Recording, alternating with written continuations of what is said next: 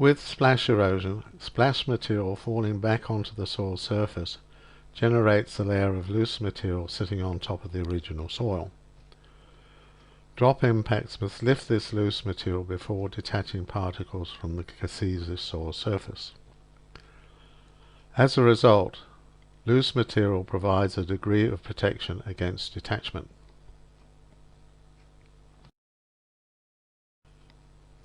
The effect of protection by the loose material sitting on the surface is taken into account in this equation. H is the degree of protection provided by the loose material. Md is the mass detached from the soil surface when there is no loose material. Ml is the mass of loose material splashed when loose material completely protects the underlying soil surface. As time goes by, H increases over the surface, particularly in the downstroke direction. Drop impacts also break down soil aggregates and hammer the soil surface, leading to soil crusts developing. The crusting of the soil surface affects Md. Generally, the values of H, Md and Ml are not known in experiments on splash erosion.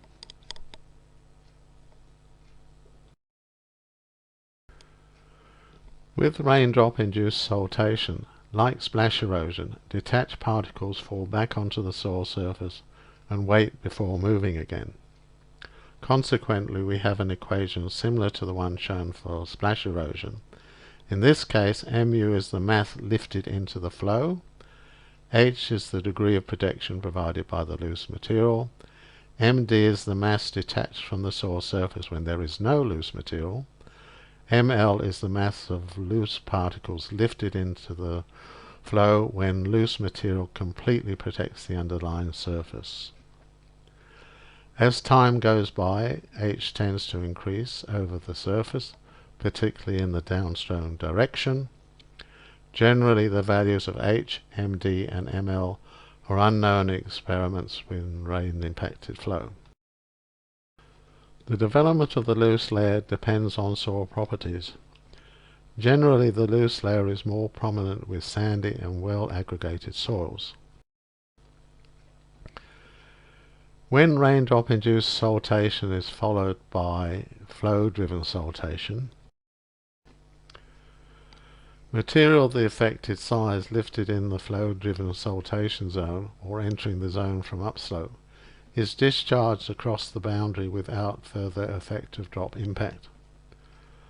Other particles of different size and density will still travel over the downstream boundary by raindrop-induced siltation and produce a layer of loose material in the flow-driven siltation zone.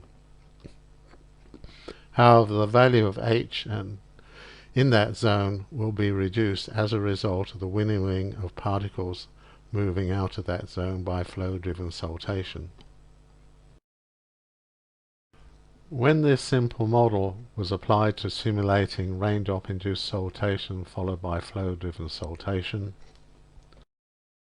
the transition from raindrop-induced siltation to flow-driven siltation in transporting coal over the downstream boundary was marked by changes in the discharge rates of the other material because of the reduction of H in the area where flow-driven siltation occurred.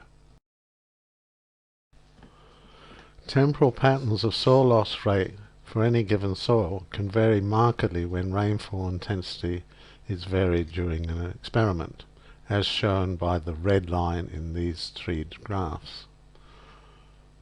Why these patterns occur was subject to considerable speculation by the authors of the paper.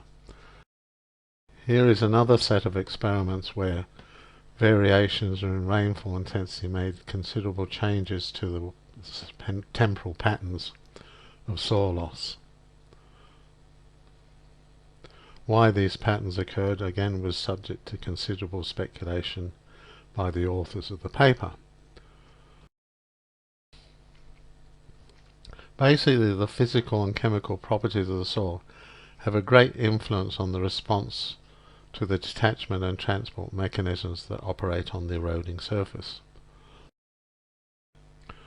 Soil surfaces are not benign during a rainfall event.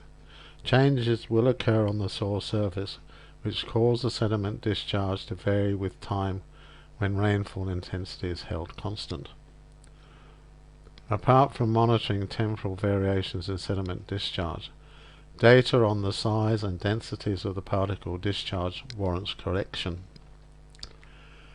Data on the critical shear stress associated with flow detachment would be useful in identifying when flow detachment occurs. Data on the temporal and spatial variation in flow depth and velocity warrant collection, but difficult to do in rain-impacted flows. Visual observation of dye travel does not produce accurate results, as the dye front is dispersed by the impacting raindrops.